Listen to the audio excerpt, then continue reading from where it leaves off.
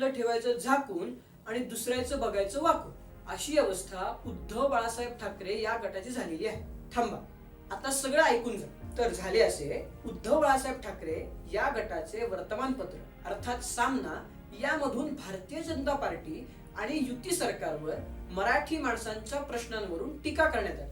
अर्थात या टीकेला भारतीय जनता पार्टीचे माध्यम प्रमुख नवनाथ बन यांनी अगदी सडेतोड टीका केलेली आहे. अहो, ज्यांच्या काळामध्ये सगळ्यात जास्त मराठी माणसांना अडचणी भोगाव्या लागल्या, ज्यांच्या काळामध्ये मराठी माणूस जास्तीत जास्त प्रमाणात रस्त्यावर आले, अहो ज्यांच्या काळामध्ये बीएमसी मध्ये करोडोंचे घोटाळे झाले आणि तरीही कुठलीही ऍक्शन घेतली गेली नाही, ही लोक काय मराठी माणसांच्या प्रश्नांवर बोलणार?